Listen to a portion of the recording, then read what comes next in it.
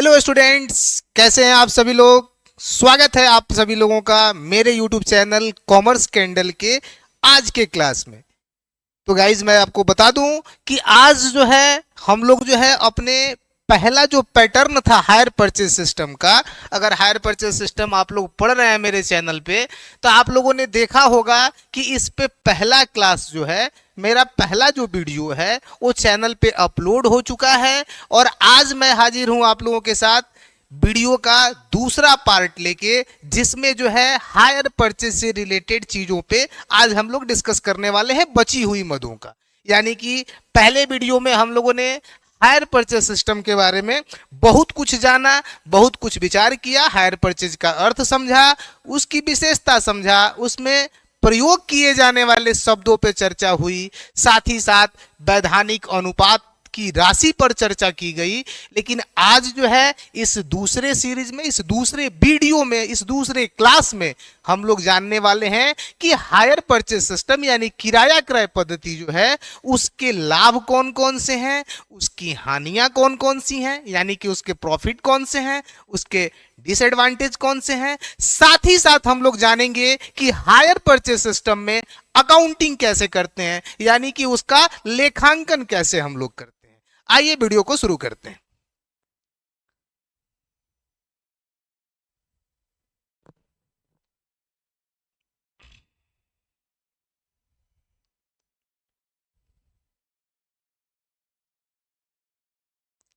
सबसे पहले जो है हम लोग चर्चा करेंगे किराया क्रय पद्धति के लाभ पे, यानी कि किराया क्रय पद्धति के हिसाब से वस्तुओं को क्रय करने पर कौन कौन से लाभ जो हैं वो खरीदने वाले को और बेचने वाले को दोनों को ही प्राप्त होते हैं, जिसको ऑर्डरली मैंने बिल्कुल क्रम में सजाया हुआ है कि खरीदने वाले को कौन कौन से लाभ होने वाले हैं। और इसके बाद जो है मैं आपको बताने वाला हूं कि बेचने वाले व्यक्ति को, यानी किराया क्रय पद्धति पर जो व्यक्ति माल को बेचता है उसको इसके कौन कौन से लाभ होते हैं और साथ ही साथ खरीदने वाले को कौन से लाभ होते हैं। इस पे जो है हम लोगों का आज का ये वीडियो जो है शुरू होने वाला है।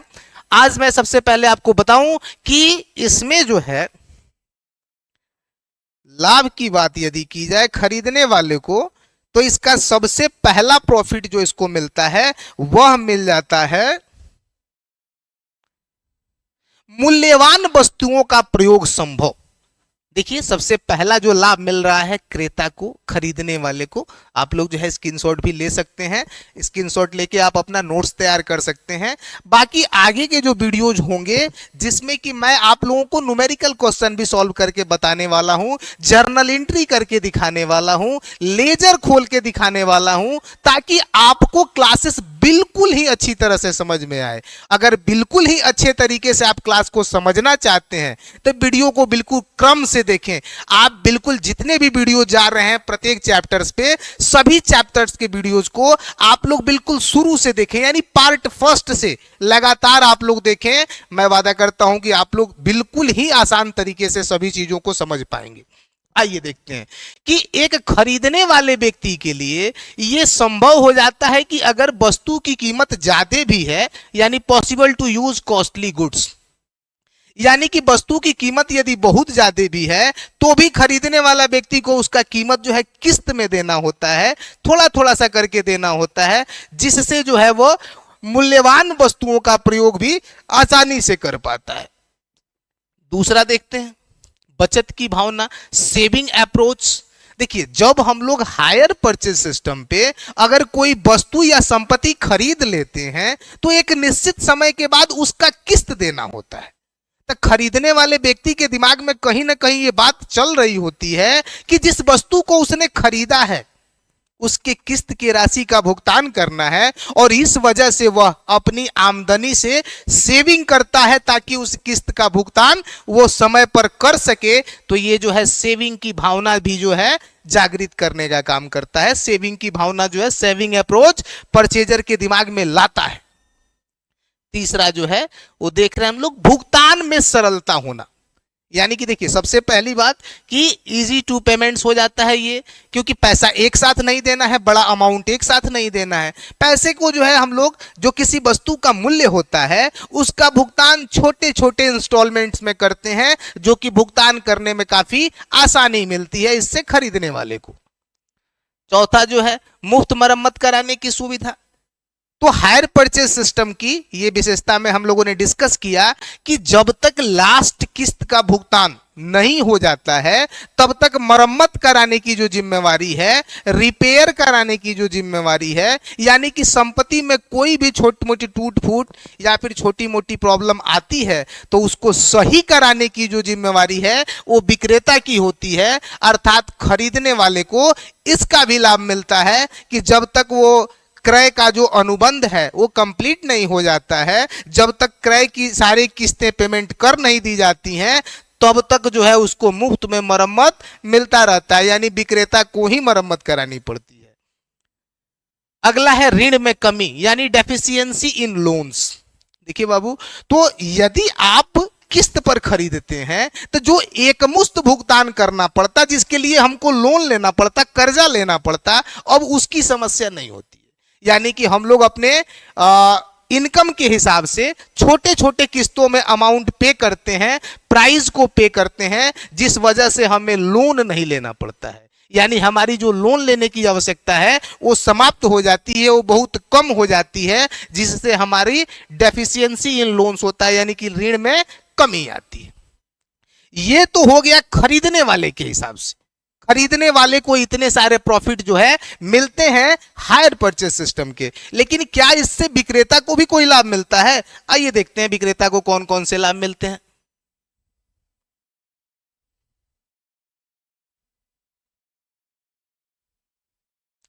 देखिए आपके सामने जो है, अब हमको हमारे सामने जो है स्क्रीन पे दिख रहा है कि एडवांटेज फॉर वेंडर, यानी जो बेचने वाला व्यक्ति है, जो किराया क्रय पद्धति पर गुड्स को बेचता है, उसको कौन कौन सा लाभ इससे मिलता है। तो सबसे पहला है बिक्री में वृद्धि, इंक्रीज इन सेल। यानी कि सबसे पहले तो कि वे लोग भी उस वस्तु को अब खरीद लेते हैं जिनके पास पैसे नहीं है, वो किस्त में धीरे धीरे मूल्य देना होता है, एक साथ पैसा देना नहीं होता है। तो मोस्टली जो है विक्रेता के लिए बिक्री का लेवल बढ़ जाता है, क्योंकि लोग जो है अधिक मात्रा में पैसे को छोटे छोटे टुकड़ों में देने की वजह से ज्यादा लोग उसको परचेज करते हैं, जिससे उसकी बिक्री क्या होती है, बढ़ जाती है, उसका सेल्स बढ़ जाता है। दूसरा है किस्त की राशि प्राप्त होना। इसके बाद से ऐसा नहीं है कि उसकी बिक्री हो जाती है तो उसको पैसे नहीं मिलते हैं। एक फिक्स टर्म पे जो इंटरवल तय होता है, जो अंतराल तय होता है, उसमें किस्त के रूप में धीरे धीरे उसके पैसे उसको वापस मिलते भी रहते हैं। तीसरा है कम ब्याज पर पूंजी मिलना, capital provides on low interest. इससे यह होता है कि अगर विक्रेता हायर परचेज सिस्टम के अंतर्गत वस्तुओं को बेचता है तो लोन देने वाले को इस बात की जानकारी होती है कि इसके पास पैसे हैं, और जैसे जैसे किस्त की राशियां वसूल होंगी लोन जो है हमारा ये रिटर्न कर देगा। तो इस उद्देश्य से उसको लोन आसानी से मिल जाता है और बिल्कुल कम रेट पर मिलता है। अगला जो पॉइंट है, क्रेताओं से घनिष्ठ संबंध, क्लोज रिलेशन विद कस्टमर्स। देखिए जैसे जैसे अगर एक बार हम लोग किसी दुकान पे जाते हैं, सामान खरीद लेते हैं, खरीद के हम अपने घर और वो पैसे लेके अपने घर, तो हम लोगों के एक बार के मुलाकात से बहुत अच्छा संबंध नहीं बन पाता है। लेकिन किराया क्रय पद्धति में होता क्या है कि हर किस्त के साथ जो है एक दूसरे को याद किया जाता है। किस्त लेने वाला भी याद करता है और किस्त देने वाला भी याद करता है। तो इससे होता क्या है कि बार बार के मिलने से या बार बार ट्रांजैक्शन होने से, बार बार आने जाने से जो कस्टमर्स होते हैं उनसे विक्रेताओं का जो संबंध होता है वो बहुत ही अच्छा हो जाता है। यानी कि क्रेता जो है वो विक्रेता से बहुत अच्छे तरीके से जुड़ जाते हैं। अगला जो है अन्य वस्तुओं के बिकने की संभावना, possibility of sale of other goods. इससे फायदा ये होता है कि हायर परचेज सिस्टम के अंतर्गत जब वस्तुएं बेची जाती हैं तो उसके मरम्मत या उसके भुगतान से संबंधित कस्टमर बराबर आते जाते रहते हैं, जिससे होता क्या है कि उस वस्तु के अलावे यदि विक्रेता के शॉप पे या विक्रेता के दुकान पे और भी वस्तुएं होती हैं तो लोग उन वस्तुओं को भी परचेज करते हैं। तो इससे होता क्या है कि एक वस्तु को हायर परचेज पर बेचने के बाद उससे जुड़ी बहुत सारी वस्तुओं को जो है हम क्रेता वहां से खरीदता है और विक्रेता को आसानी होती है वहां से बेचने। तो ये थे विक्रेता को लाभ। इसका भी स्क्रीनशॉट आप लेना चाहें तो ले सकते हैं, लेके अपना नोट्स तैयार कर सकते हैं। आइए देखते हैं अगला। अब हम लोग देख रहे हैं, अभी तक हम लोगों ने देखा कि किराया क्रय पद्धति के लाभ कौन कौन से हैं। अब हम यहां देखेंगे कि इस पद्धति के नुकसान कौन कौन से, हानियां कौन कौन सी हैं। क्योंकि देखिए जहां प्रॉफिट होता है वहां नुकसान भी होता है, स्वाभाविक सी बात है। तो यहां हम लोग जानने वाले हैं कि किराया क्रय पद्धति जो है, हायर परचेज सिस्टम जो है, उसका नुकसान कौन कौन सा है, कौन कौन सा दोष है। आइए देखते हैं। सबसे पहले जो है हम लोग फिर से शुरू करेंगे क्रेता से, यानी कि क्रेता को कौन कौन सी हानियां मिलती हैं इससे। यहाँ क्रेता को शुरू कर रहे हैं हम लोग। खरीदने वाले व्यक्ति को कौन कौन से नुकसान होते हैं, डिसएडवांटेज ऑफ परचेजर्स। तो अधिक मूल्य दिया जाना, इसका सबसे बड़ी जो हानि है वो है पेमेंट ऑफ ओवर प्राइस। ध्यान दीजिएगा कि जैसे हम लोग कैश प्राइस पे जब वस्तुएं खरीदते हैं तो एक मुश्त पैसा देते हैं और सिर्फ कैश प्राइस दे के वस्तु हमको मिल जाती है। लेकिन जब वही वस्तु हम हायर परचेज सिस्टम पे परचेज करते हैं, हायर परचेज सिस्टम पे खरीदते हैं, तो वहां हमको कैश प्राइस के साथ साथ इंटरेस्ट यानी कि ब्याज भी देना होता है। तो इससे होता क्या है कि हमारे वस्तु का मूल्य बढ़ जाता है, यानी कि हमको उस वस्तु के लिए अधिक पैसे देने पड़ते हैं। ये इसकी पहली डिसएडवांटेज है। दूसरा है वस्तु वापस लेने का डर, fear to take goods return.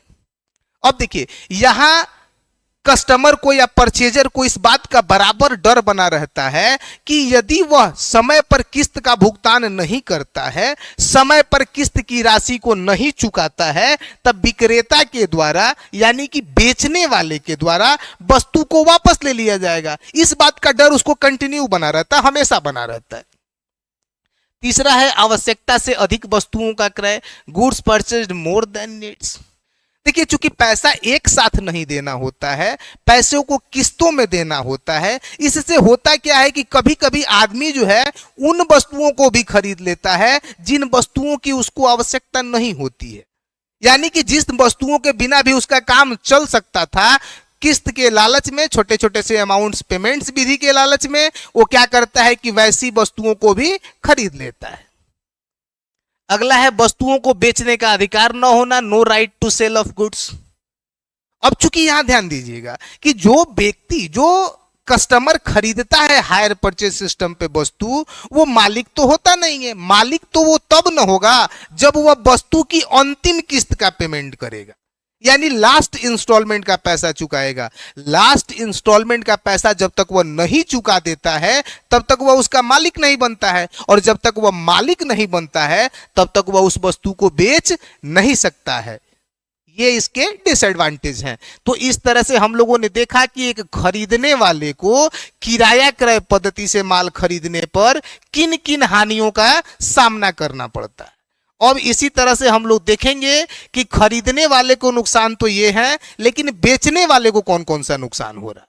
तो अगर आप इसका स्क्रीनशॉट लेना चाहें तो ले सकते हैं।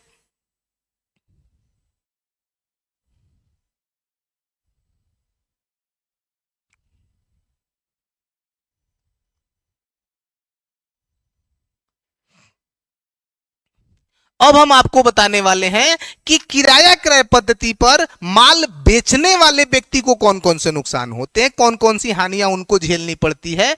तो देखिए इसमें सबसे पहला है अधिक पूंजी की आवश्यकता, नीड ऑफ मच कैपिटल। अब चूंकि देखिए वस्तु अगर डायरेक्ट कैश प्राइस पे बेची जाती है तो प्रॉफिट को रख के फिर हम उस पैसे का प्रयोग कैपिटल के रूप में कर सकते हैं दूसरी वस्तुओं को खरीदने के लिए। लेकिन यहां होता क्या है कि वस्तु की कीमत किस्तों में आती है तो ज्यादा पैसे की जरूरत पड़ती है, यानी कैपिटल जो होता है वो बड़ी मात्रा में लगाना पड़ता है वेंडर के द्वारा, विक्रेता के द्वारा। दूसरा है माल को वापस लेने में कठिनाई, difficulties to get goods return. देखिए कहना बड़ा आसान हो जाता है कि अगर किस्त की राशि नहीं चुकाएंगे तो हम जो है वस्तु को वापस ले लेंगे, लेकिन जो है इसको करना थोड़ा डिफिकल्ट काम होता है। यानी कि माल को वापस लेने में बहुत तरह की कठिनाइयों का सामना करना पड़ता है कि विक्रेता को, कभी कभार विवाद हो जाते हैं, झगड़े हो जाते हैं, तो इस तरह से ये भी एक डिसएडवांटेज है कि अपनी संपत्ति दे दें और उसके बाद किस्त का पैसा भी ना मिले और विवाद भी खड़ा हो, तो ये भी एक बहुत बड़ी समस्या होती है विक्रेता के लिए। तीसरा जो है कीमत वसूल करने में कठिनाई। तब देखिए हमेशा किस्त वाइज हर किस्त पे जो है ये दिमाग में बना रहता है कि पैसा वसूलना है, तो ये बड़ा कठिन काम हो जाता है। अगर एक मुश्त पैसे मिल जाते हैं तो आदमी निश्चिंत हो जाता है, लेकिन किस्तों की जो समस्या है इसमें कठिनाई बनी रहती है विक्रेता के लिए। लेखाकर्म पर अधिक व्यय, यानी कि मच एक्सपेंसेस ऑन अकाउंटिंग। इसमें क्या होता है कि जैसे मान लीजिए अगर एक बार वस्तु को बेच दिया गया, खरीद लिया गया, तो एक ही बार अकाउंटिंग करनी पड़ती है। लेकिन किराया क्रय पद्धति यदि यूज किया जा रहा है तो इसमें अकाउंटिंग ज्यादा कराना पड़ता है, ज्यादा लोग अकाउंटिंग में इन्वॉल्व होते हैं और इस वजह से अकाउंटिंग का जो एक्सपेंसेज होता है वो बढ़ जाता है। अगर आप लोग स्क्रीनशॉट लेना चाहें तो ले सकते हैं इसका भी, ये विक्रेता को हानियां हैं। तो इस तरह से आप लोगों ने देखा कि किराया क्रय पद्धति जो है उसके लाभ,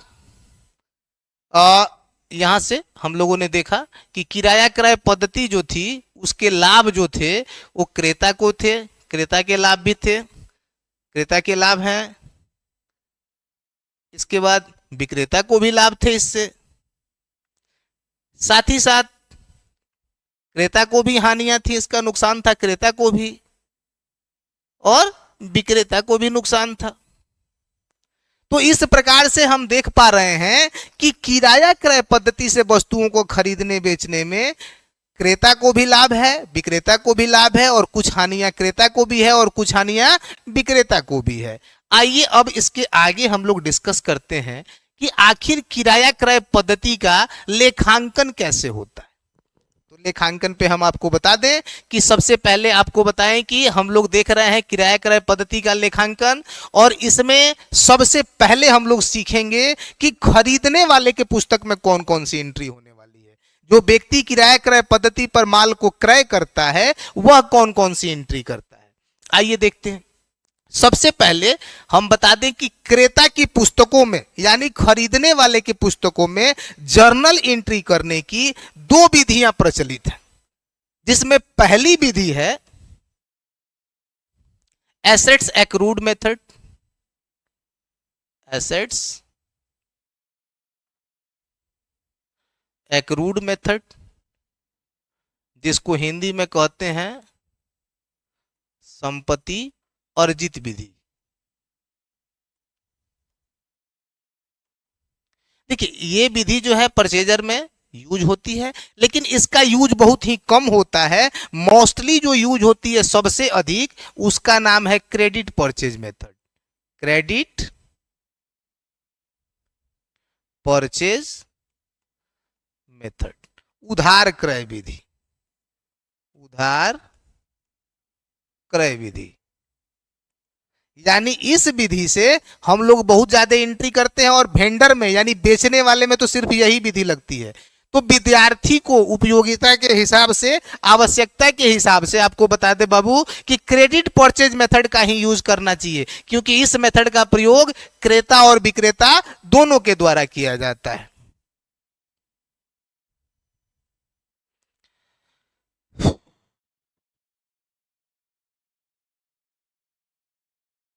आइए देखते हैं, आपको बताते हैं कि सबसे पहले किराया क्रय पद्धति का लेखांकन हम खरीदने वाले के पुस्तकों में कर रहे हैं।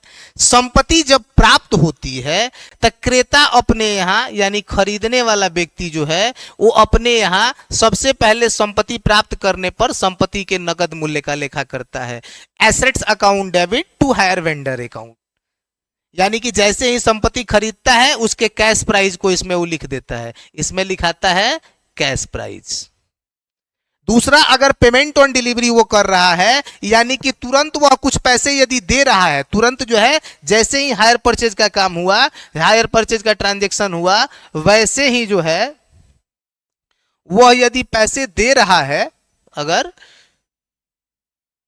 वह पैसे कुछ पे कर रहा है तो उसका लेखा वो कर देता है अनुबंध के समय भुगतान का, ये संपत्ति खरीदते वक्त। और तुरंत पेमेंट ऑन डिलीवरी अगर वो करता है तो एंट्री कर देता है hire vendors account debit to bank account. ये दो एंट्रियां जो है वो तुरंत कर दी जाती हैं जैसे ही ट्रांजैक्शन होता है। वैसे ही संपत्ति के मूल्य का लेखा और अनुबंध के समय भुगतान, ये 2 एंट्रियां तुरंत कर दी जाती हैं। इसके बाद जो है अब यहां से शुरू होता है जो समय अंतराल दिया गया है उसके अकॉर्डिंग लेखांकन। ये 2 एंट्री के बाद तीसरी जो एंट्री होती है वो होती है अब यहां से शुरू, जिसमें कि सबसे पहली एंट्री होती है ब्याज।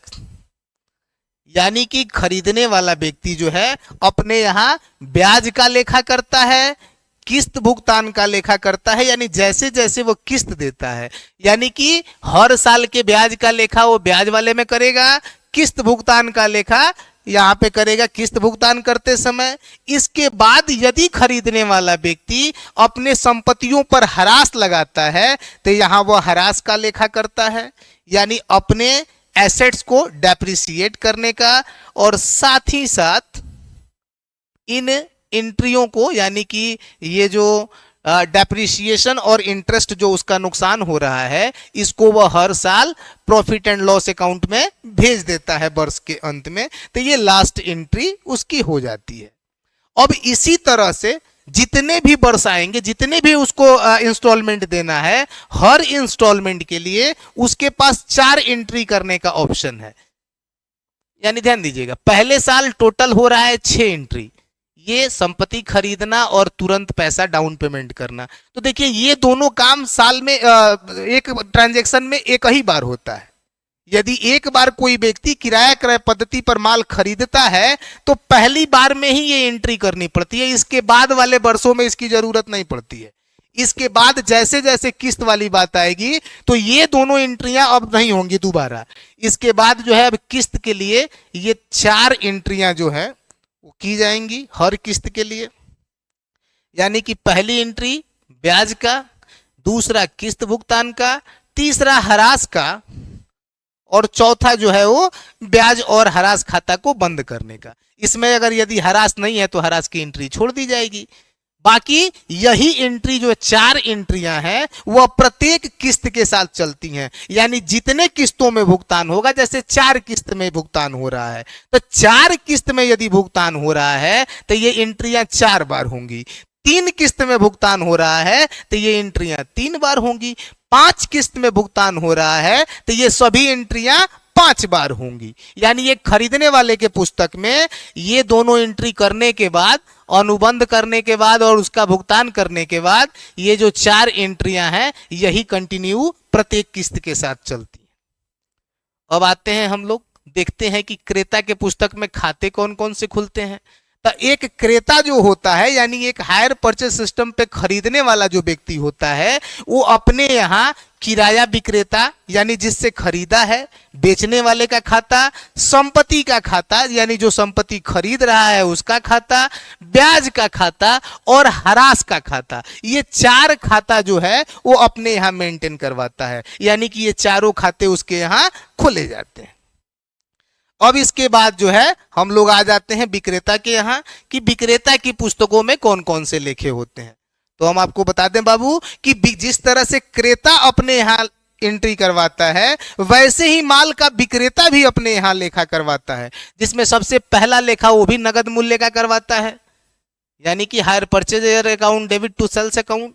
दूसरा एंट्री वो करवाता है bank account debit to hire purchasers account, यानी कि जो नगद राशि उसको प्राप्त होती है डाउन पेमेंट पे उसका एंट्री और बेचने की एंट्री, ये दोनों एंट्री वो भी करवाता है।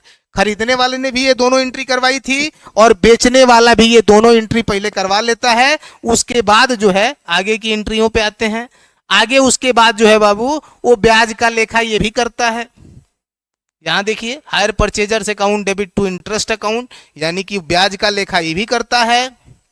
और जूम कर देते हैं, ब्याज का लेखा ये भी करता है, किस्त प्राप्त करने का लेखा करता है, लेकिन ये ह्रास का लेखा नहीं करता है क्योंकि संपत्ति ये यूज नहीं कर रहा होता है, यानी ह्रास से इसको लेना देना नहीं होता है। ये सिर्फ ब्याज, किस्त और ब्याज को प्रॉफिट एंड लॉस में भेजना, यानी अब प्रत्येक किस्त के साथ इसके यहाँ 3 ही एंट्रियां होती हैं, यानी कि ब्याज का लेखा, किस्त का लेखा और ब्याज खाता को बंद करने का लेखा। यानी कि परचेजर में प्रत्येक किस्त के साथ 4 एंट्रियां होती थी और 2 ठो एंट्री अनुबंध के समय होती है। 4 एंट्री प्रत्येक किस्त के साथ होती थी, और विक्रेता के यहाँ 2 एंट्रियां पहले वाली तो होनी है, लेकिन प्रत्येक किस्त के साथ सिर्फ 3 एंट्रियां होती हैं। और इसके पुस्तकों में सिर्फ 2 ही खाते तैयार किए जाते हैं, एक किराया क्रेता का यानी हायर परचेजर का, खरीदने वाले का, और दूसरा कराया जाता है ब्याज खाता का यानी इंटरेस्ट का। तो इस तरह से अगर आप लोगों को इसका स्क्रीनशॉट लेना हो तो ले सकते हैं। यहां से लेखांकन यहां से शुरू है, तो इसको जो है हम जूम कर देते हैं। ये देख रहे हैं आप लोग, किराया क्रय पद्धति का लेखांकन क्रेता की पुस्तकों में जो है ये एट ए टाइम पहले साल जो तुरंत अनुबंध के समय एंट्रियां होती हैं ये दोनों हैं। इसके बाद जो है ये 3 एंट्रियां इसके पुस्तक में, खरीदने वाले के पुस्तक में, स्क्रीनशॉट आप लेते रहिए। इसके बाद ये लास्ट एंट्री यानी कि प्रत्येक किस्त की 4 एंट्रियां खरीदने वाले में। इसके बाद आप लोग जो है ये कौन कौन से खाते क्रेता की पुस्तकों में, खरीदने वाले की पुस्तकों में खोले जाते हैं, चारों खाते उनके नाम है, इसका भी स्क्रीनशॉट आप ले सकते हैं। उसके बाद जो है बेचने वाला जो व्यक्ति है उसके यहाँ ये 2 entry eight A time of agreement यानी कि तुरंत अनुबंध होते ही, और इसके बाद जो है ये 3 एंट्रियां जो है इसके यहाँ होती हैं, इसका भी स्क्रीनशॉट आप चाहें तो ले सकते हैं। 3 एंट्रियां ये जो है ये 3 एंट्रियां हैं जो आप ले सकते हैं स्क्रीनशॉट, ब्याज का लेखा, किस्त का लेखा और ब्याज को बंद करने का। इसके बाद इसके पुस्तक में सिर्फ 2 ही खाते खोले जाते हैं, किराया क्रेता का और ब्याज खाता। तो इस तरह से आई होप कि आप सभी लोगों को बहुत ही अच्छे तरीके से हायर परचेज सिस्टम का पूरा डेफिनेशन, पूरा बेसिक चीजें समझ में आई होंगी, जर्नल एंट्री समझ में आए होंगे। और अगर आपको कहीं प्रॉब्लम है, इसमें कहीं भी कुछ ऐसा हो रहा है जो नहीं समझ में आ रहा है, तो आप बिल्कुल हमको कमेंट करें, बिल्कुल उसको जो है क्लियर करने का काम हम करेंगे। और अब जो इसके बाद हमारा वीडियो आएगा इस पे, उसमें न्यूमेरिकल क्वेश्चंस को सॉल्व करके हम आपको बताने वाले हैं कि किस प्रकार से हायर परचेज सिस्टम के क्वेश्चंस को आप प्रश्न में हल करेंगे, या फिर आपके एग्जामिनेशन में जो प्रश्न आते हैं वो हायर परचेज से रिलेटेड किस तरह के आते हैं। धन्यवाद।